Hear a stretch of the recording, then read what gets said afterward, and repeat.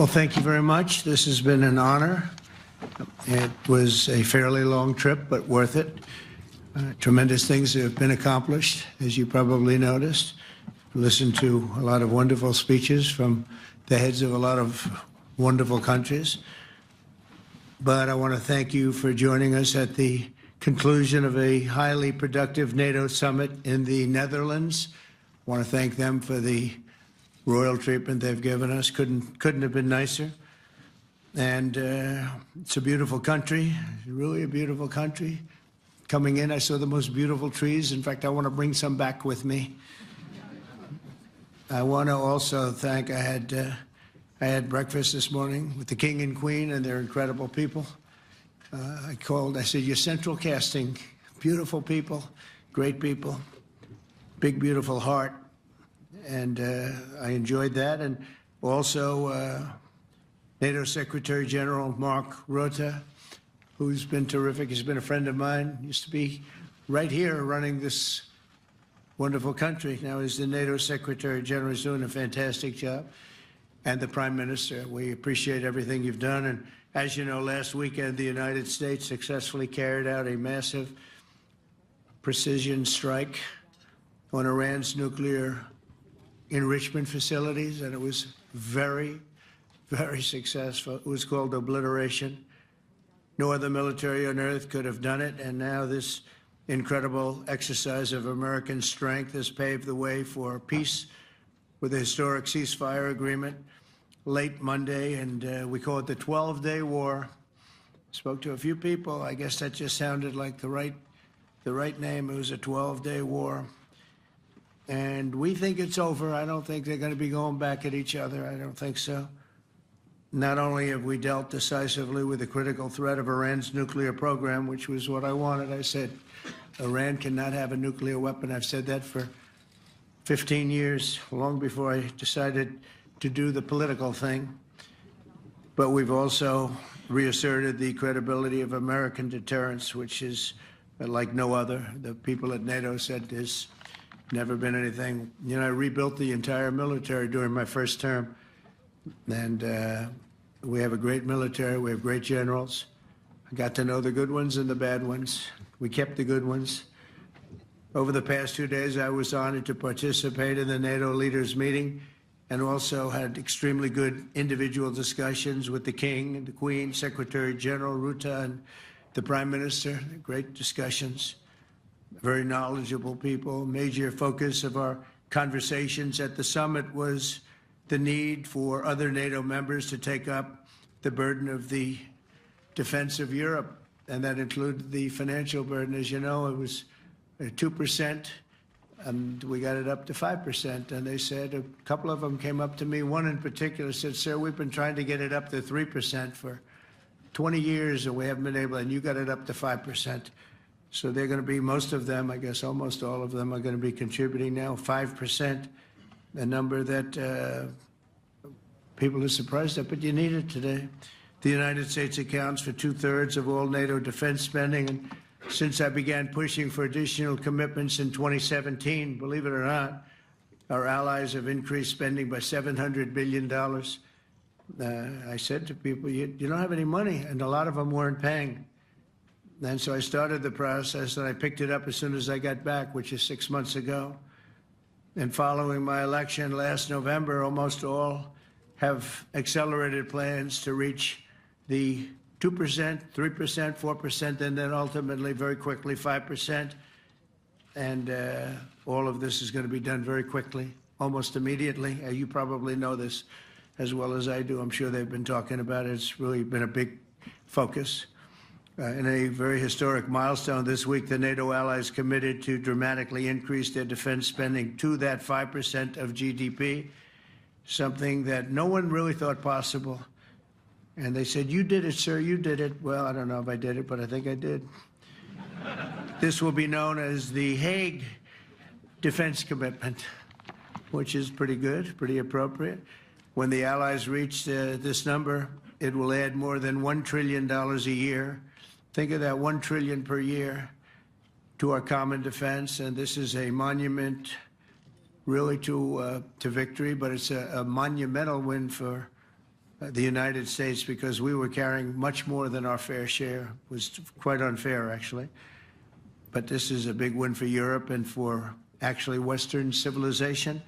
For years, past administrations failed to get most allies to contribute even the 2%. I remember when I came here, we had 4 countries that were up to 2%, and I remember Poland was there. A couple of them were there, and but most of them were. We had 28 at the time. As you know, it's increased a little bit, and they've agreed now to more than double their budgets in all cases.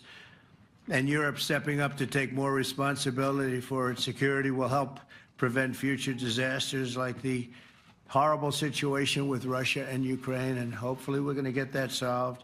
Last week they lost 7,000 soldiers, mostly soldiers, but they're also getting hit in Kiev. They're getting hit in some of the towns also. And that means life. Life is disappearing also in the cities and towns. Should have never happened, would have never happened if I was president. I said it 1,000 times, and it never did happen. It's never even thought about. But it's vital that this additional money be spent on very serious military hardware, not bureaucracy, and hopefully that hardware is going to be made in America, because we have the best hardware in the world. You saw that, where 14 missiles were shot at us the other day. And they were very nice. They gave us warning. They said, we're going to shoot them. Is 1 o'clock okay? They said, it's fine. And everybody was emptied off the base, so they couldn't get hurt except for the gunners. They call them the gunners. And out of 14 high-end missiles that were shot at the base in Qatar, all 14, as you know, were shot down by our equipment. Amazing stuff. Amazing that they can do. It's like shooting a bullet with a bullet. It's the same thing if you think about it. 14 out of 14, and they weren't even that surprised. I said, do you do that well often? They say, we pretty much do, sir.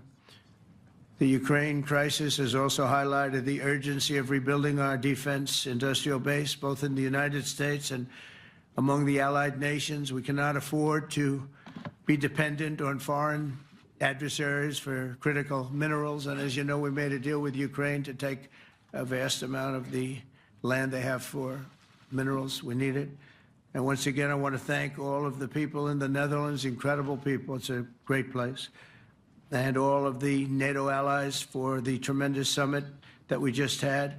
A letter just came in, and a statement came in from the Atomic Energy Commission of Israel. And I just wondered, this is an official letter, and they're very serious people, as you know. The devastating U.S. strike on Fordo destroyed the site's critical infrastructure and rendered the enrichment facility totally inoperable. It was devastated. We assess that the American strikes on Iran's nuclear facilities has set back Iran's ability to develop nuclear weapons for many years to come. This achievement can continue indefinitely if Iran does not get access to nuclear material, which it won't. It's so sad that that whole thing had to go. But I just want to thank our pilots. You know, they were maligned and treated very bad, demeaned by fake news CNN, which is back there, believe it or not, wasting time, nobody's watching them, so they're just wasting a lot of time, wasting my time. And the New York Times, they put out a story that, well, maybe they were hit, but it wasn't bad. Well, it was so bad that they ended the war. It ended the war. Somebody said in a certain way, you know, that it was so devastating, actually. If you look at Hiroshima, if you look at Nagasaki, you know, that ended a war too. This ended a war in a different way, but it was so devastating. Also, they have, out of Dubai, just came that Iran's foreign ministry spokesman, this is Iran's foreign ministry, says its nuclear installations were very badly damaged by the American strike. So what bothered me about these reports with fake reports put out by the New York Times, failing, I call it the failing New York Times because it's doing terribly. Without me, it would be doing no business at all. But, and by fake news, CNN and MSDNC, all of these terrible people, you know, they have no credibility. You know, when I started, they were at 94% credibility, the media. Now it's at 16%.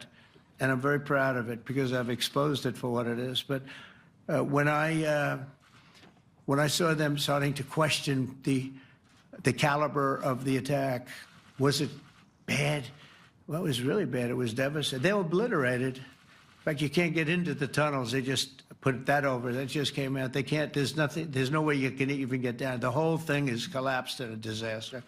And I think all of the nuclear stuff is down there because it's very hard to remove. And we did it very quickly.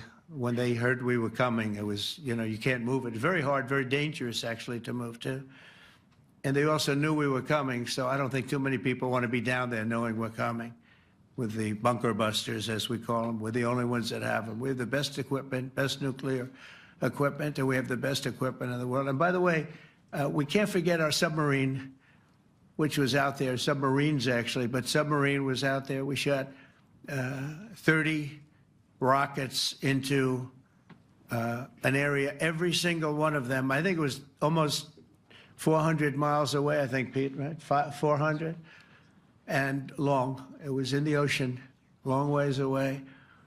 And we shot a total of 30. Every single one of them hit within 9 inches from where it was supposed to be. It took out a lot because we didn't do just Fordo. We did 2 others in addition, which hadn't been completely destroyed. So we hit them with a submarine from hundreds of miles away. Amazing, just amazing equipment. Greatest submarines in the world. Nobody's even close. They're 20 years behind us when it comes to submarine technology. So that's one, and the other was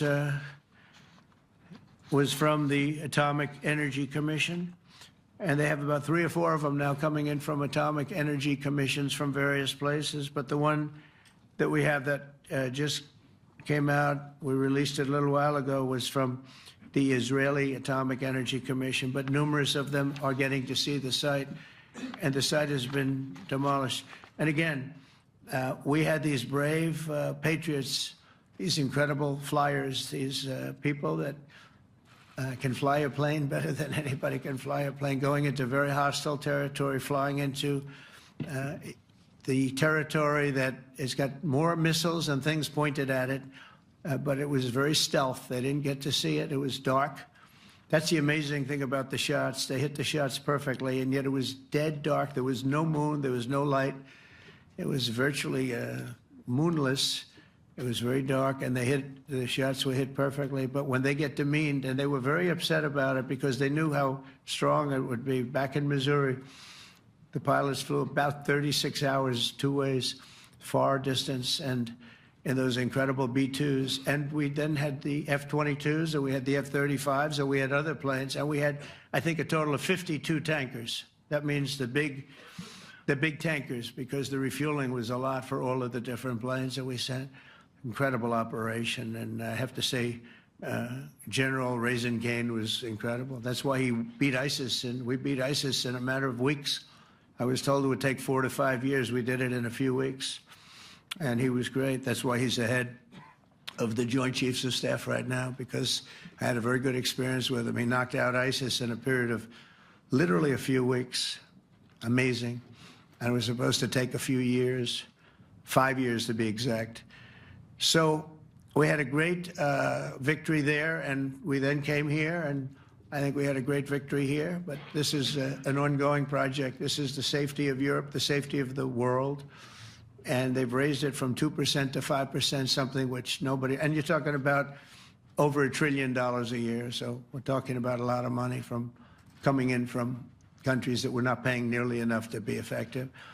So I have, as you know, Marco Rubio with me, and Pete Hegseth, Secretary of State and Secretary of War. Should we say Secretary? You know, it used to be called Secretary of War. Maybe for a couple of weeks we'll call it that, because we feel like warriors. Used to be called Secretary of War. In fact, if you look at the old building next to the White House, you can see where it used to be Secretary of War. Then we became politically correct, and they called it Secretary of Defense. I don't know, maybe we'll have to start thinking about changing it, but we feel that way. Do we have any questions, please? Wow. That's a lot of questions. Who's a nice person? Oh, you're not a nice person, but I'll let you ask one. Go ahead. What's he going to ask? He is not nice at all. I know him well. Thank you, Mr. President. Yeah. Thank you for taking the time before flying home. You just said you believe the conflict between Israel and Iran is over. What makes you so confident it is? And what do you do if it isn't? Because I dealt with both, and they're both tired, exhausted. They fought very, very hard and very viciously, very violently, and they were both satisfied to go home and get out. And can it start again? I guess someday it can. It could maybe start soon. I think a big telltale sign was when, as you know, Iran somewhat, by not much, violated the ceasefire, and Israel had the planes going out that morning, and there were a lot of them, 52 of them. And I said, you got to get them back. And they brought them back. They didn't do anything. They brought them back. It was very good. I thought it was amazing, actually. They have fought a hell of a war. They fought very hard. I think the war ended, actually, when we hit the various nuclear sites with the planes. And I just hope you people can give these pilots, these are the best pilots in the world. They're the best shots in the world. They call them shots. That's what they are. And wait a minute. And I just hope you can give them the respect they deserve, because they came home to fake news. And like, oh, gee, there was hardly any damage. The things are decimated. So, but I think, no, I think they're very much finished. I think Israel's going to get back to doing what they do, and I think that Iran's going to get back. You know, Iran has a huge advantage. They have great oil, and they can do things. I don't see them getting back involved in the nuclear business anymore. I think they've had it. They've been at it for 20 years, and I don't see that happening either. Now, if it does, we're always there. It won't be me. It'll be somebody else, but we're there. We'll have to do something about it. Yes, please, go ahead. Go ahead. Oh, fake news, CNN? Oh, yeah, here we go. Wait till you hear this question. You should really say how great our soldiers and our warriors are. I think everyone appreciates our soldiers and our warriors. I do have two questions for you, Mr. President. You just cited Israeli intelligence on these attacks. Earlier, you said U.S. intelligence was inconclusive. Are you relying on Israeli intelligence for your assessment of the impact of the strikes? No, this is also, Iran made the statement. And it's also, if you read the document that was given, that Pete can talk about if you'd like, the document said it could be very severe damage, but they didn't take that. They said it could be limited or it could be very severe. They really didn't know, other than to say it could be limited or it could be very, very severe. And you didn't choose to put that because it was very early after. Since then, we've collected additional intelligence. We've also spoken to people who have seen the site, and the site is obliterated. And we think everything nuclear is down there. They didn't take it out. Okay, question? Please, go ahead. Go ahead. Yeah, blue dress. Thank you so much, Mr. President. Yesterday, you said China can now continue to purchase oil from Iran. Yeah. Are you giving up on your maximum pressure campaign? Because there are sanctions right now. With who? On Iran. No, look, they just had a war. The war was fought. They fought it bravely. I'm not giving up. They're in the oil business. I mean, I could stop it if I wanted. I could sell China the oil myself. I don't want to do that. They're going to need money to put that country back into shape. We want to see that happen. No, if they're going to sell oil, they're going to sell oil. We're not taking over the oil. We could have, you know. I used to say with Iraq, keep the oil. I could say it here, too. We could have kept the oil. No, China is going to want to buy oil. They can buy it from us. They can buy it from other people. But you're going to have to put that country back into shape. It desperately needs money. Yeah. Yeah, please. Here we go. I'm picking the beauties today. Go ahead. Mr. President, Secretary General Rutte has described President Putin as an adversary, a threat, an enemy. Do you view him the same way? And in addition to that, you mentioned General Kane, your chief of staff, the chairman of the Joint Chiefs of Staff. General Kane. Yes. He has said that Mr. Putin has territorial ambitions beyond Ukraine. Do you view that in the same way? Possible. I mean, it's possible. I know one thing. He'd like to settle. He'd like to get out of this thing. It's a mess for him. He called the other day. He said, "Can I help you with Iran?" I said, "No, you can help me with Russia." Because, you know, in the last few weeks, we took care of India and Pakistan, Kosovo, Serbia. I think on Friday we have coming in, the Congo is coming in, and Rwanda is coming in. That was a vicious war that went on, a machete war, heads chopped off all over Africa. They're coming in. We did 2 others in addition to that. Nobody's ever done anything like this. No, I consider him a person that's, I think, been misguided. I'm very surprised, actually. I thought we would have had that settled easy. I've settled 4 of them in the meantime. But he did call up, and he said, you know, he's close to Iran. He'd like to help us get a settlement. I said, no, you help me get a settlement with you, with Russia. And I think we're going to be doing that, too. Yeah, please. Go ahead, please. Thank you, Mr. President. You've made clear your position on what impact the strikes had. I wanted to ask you what is next with Iran. For instance, is there any indication from U.S. intelligence that Iran was able to move any material? No, just the opposite. We think we hit them so hard and so fast they didn't get to move. And if you knew about that material, it's very hard and very dangerous to move.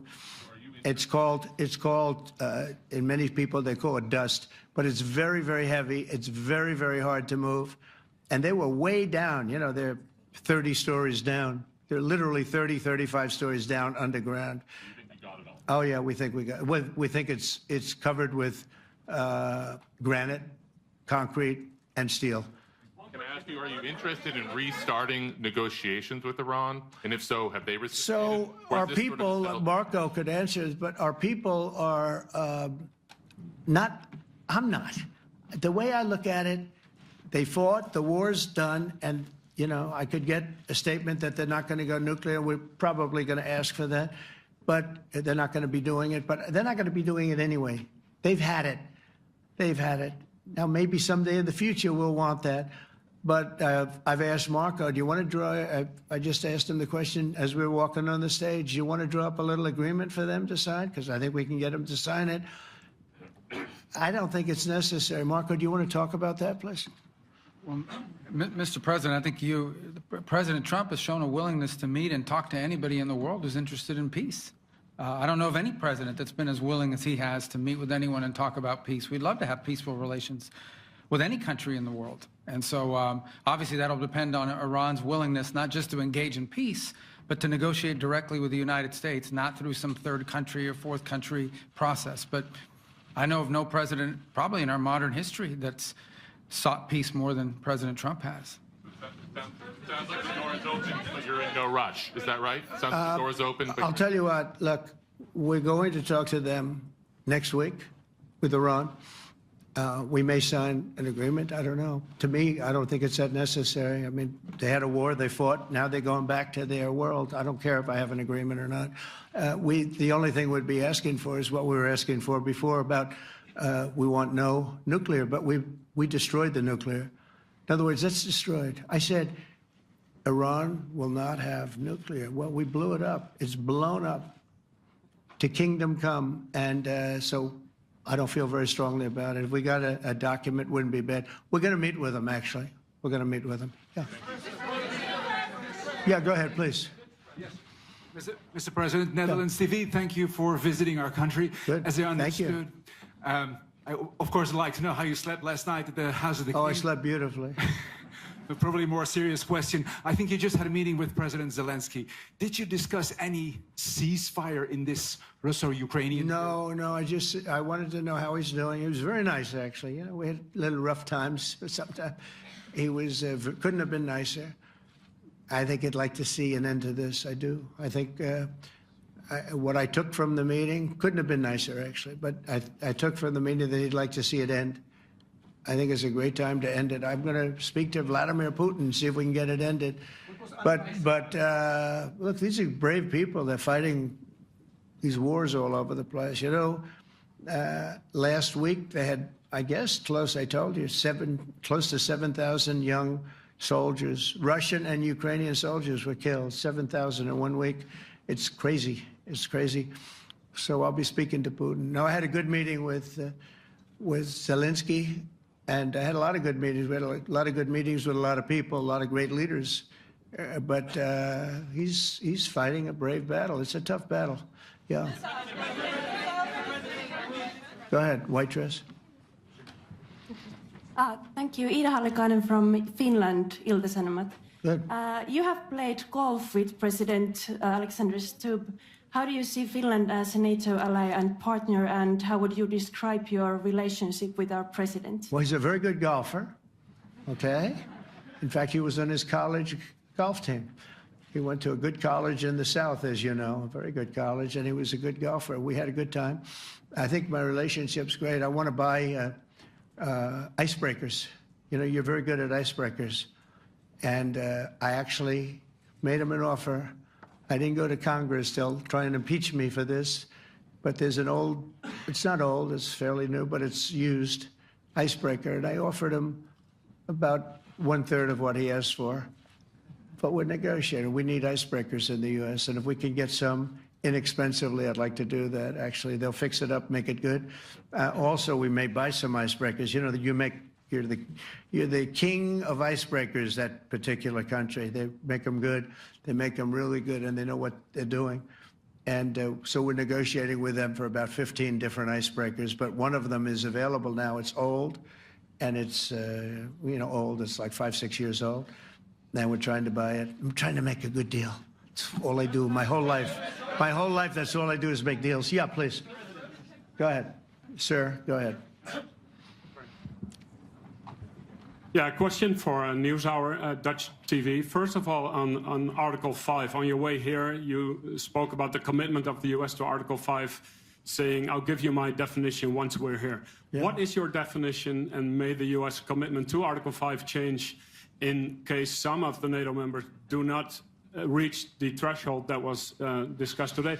My second question is following up on a colleague on Iran. What intel reports do say that everything over there was obliterated? Yeah, well, there are numerous of those reports, and they're coming out fast and furious.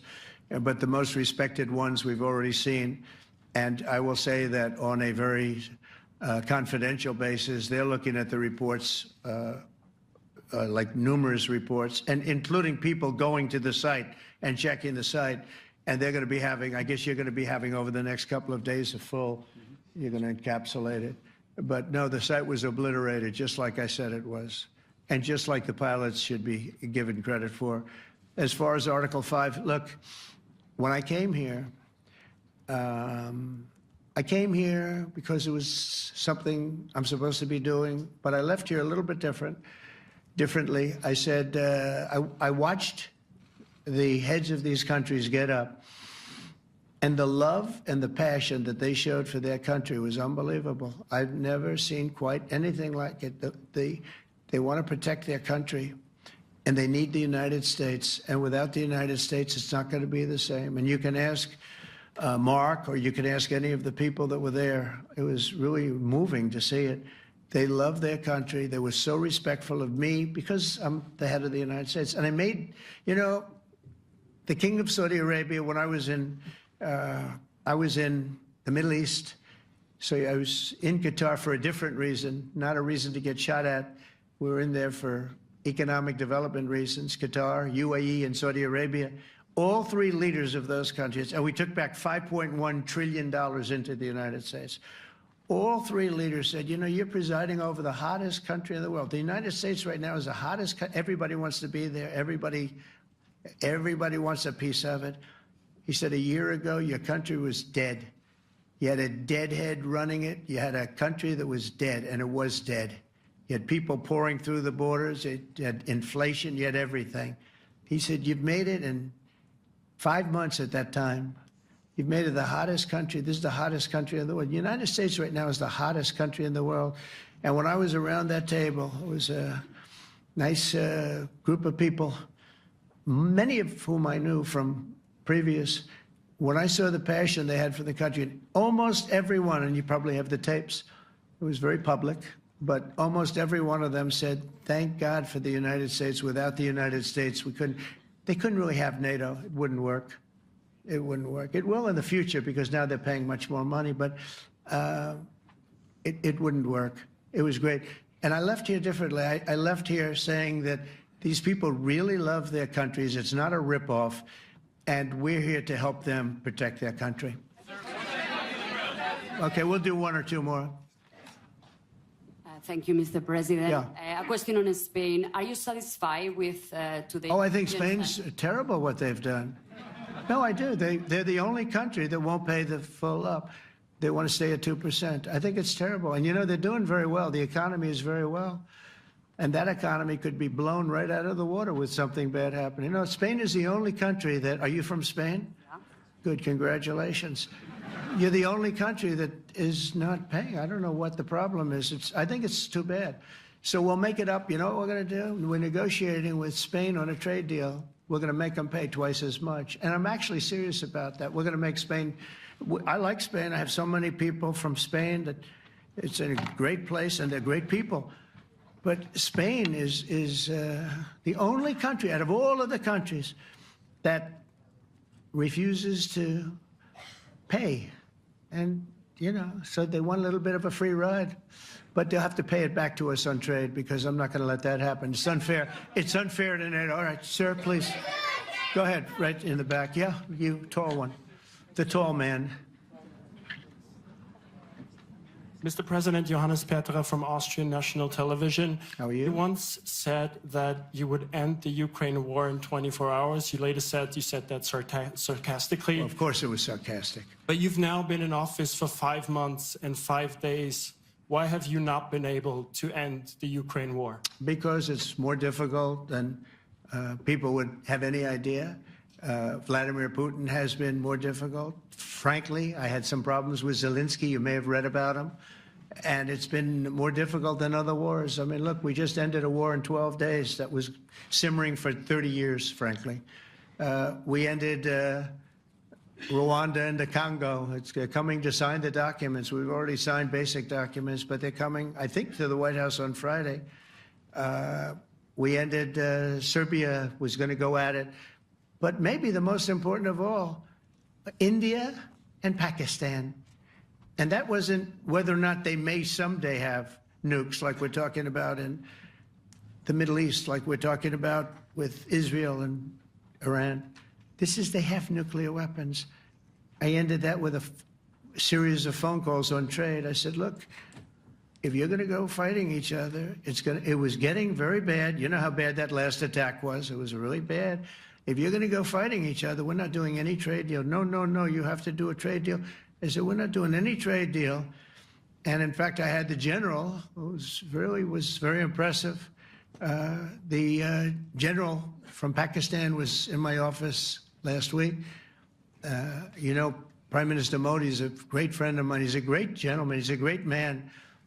And I got them to reason. I said, we're not doing a trade deal if you're going to fight. And if you're going to fight each other, we're not doing a trade deal. And you know what? They said, no, I want to do the trade deal. We stopped the nuclear war. Go ahead. Go ahead, Jeff. Here's another beauty, Jeff. He's a beauty, all right. Go ahead. Mr. President, to follow up on Ukraine, will the United States contribute any more money to Ukraine's defense this year to the $5 billion that allies are giving? And one question, you had another meeting with the Dutch opposition leader, Mr. Wilders. Can you tell us about that meeting? And are you upset about his anti-Muslim stance? I'm not upset about it. It's just his view. He's unhappy with the way things are going in this country and various countries. He was an opposition leader. And I was asked to meet with the opposition leader by the people that are running. I think they have some deal where if you have a meeting, you're supposed to meet with an opposition leader. I said, that's strange. We don't do that. But I met with I didn't know him. He seemed like a very nice guy, but he's in opposition to the current people, and that was set up by the current people. So I assume when I met with the Prime Minister, you're supposed to meet with the opposition. We'll have to try that sometime in our country. Let's not do it. But I thought he was very good. As far as money going, we'll see what happens. There's a lot of spirit. Look, Vladimir Putin really has to end that war. People are dying at levels that people haven't seen before for a long time. Go ahead. Go ahead. White shirt. Oh, she's all excited. So, BBC News Ukrainian. I would Where are like you to ask from? I'm from Ukraine. Oh, So my wow. question to you is whether or not the US is ready to sell anti-air missile systems Patriot to Ukraine. We know that Russia has been pounding Ukraine really heavily right now. Are you living yourself now in Ukraine? My husband is there. Wow. And I can see you're very, it's amazing. and me with the kids, I'm in Warsaw actually because he wanted me to Is be. your husband a soldier? No? He's He's there now? yeah Wow. That's rough stuff, right? That's tough. And you're living here? in Warsaw. And you're a reporter? I am. Good. So let me just tell you, they do want to have the missiles, okay, as they call them, the Patriots. And we're going to see if we can make some available, They're very hard to get. We need them too. We were supplying them to Israel, and they're very effective, 100% effective. Hard to believe how effective. And they do want that more than any other thing, as you probably know. That's a very good question, and I wish you a lot of luck. I mean, I can see it's very upsetting to you. So say hello to your husband, okay? Thank you. Go ahead. Thank you. Thank you, Mr. President. You were criticizing Where are you from? Bloomberg News. Oh, Bloomberg. You That's were wonderful. you were criticizing the Federal Reserve Chair before coming to this summit. Yeah, I think he's terrible. I was wondering if you've begun interviewing different candidates for the Fed pick. Yeah, I know within 3 or 4 people who are going to pick. I mean, he goes out pretty soon, fortunately, because I think he's terrible. We have no inflation. We have a tremendous economy. Hundreds of billions of dollars of tariff money is pouring in. Factories are being built because they don't want to pay the tariffs, so they're building them all over the country. I think we're close to $15 trillion. I told you $5.1 trillion from the Middle East alone, but of investment money coming in. There's never been anything like that in the history of our country. But we have no inflation. And we have borrowing because Biden, stupidly, they did short-term debt. So we have borrowing coming up. And, we'll go 10 years, maybe longer, maybe shorter, but we'll go a long period of time when we do the debt. And because of him, because of this guy, we will have to pay for years. We'll be paying for him. And I said to him, listen, there's no inflation. He says, but maybe there'll be some. That's true. I said, if there is some, what you do is raise the rate. I'm okay with that. You raise the rate in 2 years from now or in a year from now. But because the rate's high, we have to pay more for debt. It's pretty equal. In other words, if it's 4%, it's 4%. If you drop it a point, you'll pay 3%. So it's fairly equal, not necessarily, but fairly equal. So we're going to end up paying maybe 2 points or 3 points more. 3 points would be about $900 billion a year because of this very average mentally person. He's an average mentally person. I'd say low in terms of what he does, low. Low IQ for what he does, okay? Wait, so instead of paying $900 billion, we don't want to pay 900 just because he doesn't want to lower the rate. I said, if there's inflation in 2 years or 3 years or 1 year from now, you raise the rate and you take care of the inflation, among other things. But he's probably a very political guy, I guess. I don't know. I think he's a very stupid person, actually. All right, one more. Let's go. How about you? Go ahead. She looks so happy and everything. Thank you. That's why I picked I'm her. from Spain, too. I'm Ana Buch from La Vanguardia. I wanted to know if... You're where from? Spain, too. Ah. I wanted to know if you want to... That's the Spain corner right there. Shouldn't have said that. That's okay. I do like Spain, by the way. I think it's unfair that they're not paying, but go ahead. Are you going to negotiate directly with Spain about... I'm going to negotiate directly with Spain. I'm going to do it myself. They're going to pay. They'll pay more money this way. You should tell them to go back and pay. You're a reporter? You tell them to go back. They ought to join all of those countries that are paying 5%. Spain's going to be just about the only one that's not. They were the most hostile toward doing it. It just doesn't make sense to me. Okay. All right, Kelly, go ahead. Here we go. There's another one. Hello, sir. Thank you We very much. got them all today. Okay. So, Mr. President, you talked about expecting some on-the-ground assessments at Fordo and other sites. Now Is that here again. Israeli and U.S.? It's been obliterated, Kelly. It's been What is your message then, sir, to the intelligence community when they present reports? You're not disputing the DIA report. You're just They presented a exists. report that wasn't finished. We're talking about something that took place 3 days ago. I understand that. The report was done So 2 what days is ago. your- Wait a minute. Yes. They didn't see it. All they can do is take a guess. Now, if you take a look at the pictures, if you take a look how it's all blackened, you know the fire and brimstone is all underground because it's granite and it's all underground. You don't show it. But even there, with all of that being said, the whole area for 75 yards around the hole where it hit is black with fire. The group that's run by this gentleman, in fact, you may want to talk about it for a second because we're going to issue a report. And I think it's not even a very exciting report at this point. It's been obliterated, totally obliterated. And they did a report, but it was like, if you look at the dates, it's just a few days after it Understood, happened. sir. So they didn't see it. They said it may be very severe. Go ahead. Understood. Do you have a message for the intelligence community, though, in terms of unvarnished information getting to you, that it's not... I don't really have a message. I would say issue the report when you know what happened. I wouldn't say that it could be severe or maybe not. They use the word severe. It could be severe or maybe it's not. And briefly- So people like you picked up and said, oh, it's not severe. We're just No, looking for the report was not a complete report. Yeah, the message was probably wait till you know the answer before you... And, Go sir, ahead. did you not have a public component to your Zelensky meeting for a tactical reason with President Putin? Let him answer this question. Hello, Mr. Secretary. Yeah. There's a reason the president calls out fake news for what it is.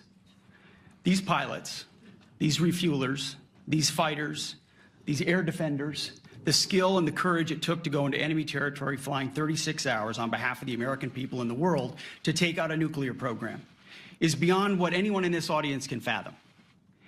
And then the instinct of CNN, the instinct of the New York Times is to try to find a way to spin it for their own political reasons to try to hurt President Trump or our country. They don't care what the troops think. They don't care what the world thinks. They want to spin it to try to make him look bad based on a leak. Of course, we've all seen plenty of leakers. And what do leakers do? They have agendas. And what do? Do they share the whole information or just the part that they want to introduce? And when they introduce that preliminary report that's deemed to be a low assessment, you know what a low assessment means? Low confidence in the data in that report. And why is there low confidence? Because all of the evidence of what was just bombed by 12 30,000-pound bombs is buried under a mountain, devastated and obliterated. So if you want to make an assessment of what happened at Fordo, you better get a big shovel and go really deep, because Iran's nuclear program is obliterated. And somebody somewhere is trying to leak something to say, oh, with low confidence, we think maybe it's moderate. Those that dropped the bombs precisely in the right place know exactly what happened when that exploded. And you know who else knows? Iran. That's why they came to the table right away, because their nuclear capabilities have been set back beyond what they thought were possible because of the courage of a commander-in-chief who led our troops, despite what the fake news wants to say. But you're not disputing the report said what it said, even though it was initial. The report said what it said, and it was fine. It was severe, they think, but they had no idea. They shouldn't have issued a report until they did. But we've gotten the information. I think Pete said it better than you can say it. And, you know, you should be proud, you, especially you, should be proud of those pilots, and you shouldn't be trying to demean them. No, there's those pilots flew asking at about great assessment risk, a and big chance that no they'd one never is come back home and see their husbands one or is their questioning wives. the skill Let of me the just tell you, you and NBC, fake news, which is one of the worst, and CNN, New York Times are all bad. They're sick. There's something wrong with them. But you know what? You should be praising those people instead of trying to find some. By getting me, by trying to go and get me, you're hurting those people. They were devastated. You know, I got a call from Missouri, great state, that I won 3 times by a lot. And I got a call that the pilots and the people on the plane were devastated because they were trying to minimize the attack. And they all said it was hit. But we don't think it was really maybe hit that badly. And they were devastated. They put their lives on the line, and then they have, and I'm not referring to you, but real scum come out and write reports that are as negative as they could possibly be. It should be the opposite. You should make them heroes and heroines. You should make them really people that they were so devastated when they heard this news. And you know what they said? One of them, I spoke to one of them, he said, "Sir, we hit the site. It was perfect. It was dead on," because they don't understand fake news, because they have a normal life, except they have to fly very big, very fast planes. But it's a shame. You should be making them heroes. All right, in the back. Go ahead, back, white, yeah. White jacket, yeah. Go ahead, give him a mic. Hello. Deborah Haynes from Sky News. Good. Mark Rutte, the NATO chief, who is your friend, he called you daddy earlier. Do you regard your NATO allies as kind of children? No, he likes me. I think he likes me. If he doesn't, I'll let you know. I'll come back and I'll hit him hard, okay? No? He did it very affectionate. Daddy, you're my daddy. Do you regard your NATO allies, though, as kind of like children, and they're obviously listening to you and they're spending more, and you're obviously appreciative of that, but do you hope that actually they're going to be able to defend themselves, defend Europe on their own? I think they need help a little bit at the beginning, and I think they'll be able to, and I think they're going to remember this day. And this was a big day for NATO. You know, this was a very big day. They took it. One of the gentlemen said, "You know what? We've been trying to raise money raise the rate for 30 years," he said, 20 years, from almost the beginning. And he's been there for a long time. He said, "Until you came along, it never happened. What you did is amazing." It's been sort of an amazing day for a lot of reasons, but also for that. Yeah, go ahead. Do you think they can do it without you, though, in the future? Can they do it without? Well, ask Mark. I mean, you have to ask Mark, okay? So we're heading back. We're heading back. I want to thank these two gentlemen behind me. They're incredible people, both of them. They've done a fantastic job. And Susie's in the front, and she's done great. And Monica, thank you very much. That was quite an exciting time. And we're going to be heading back. We'll be back soon, and we'll see you in Washington, D.C. Remember this, we have the hottest country anywhere in the world. Thank you very much, everybody. Thank you.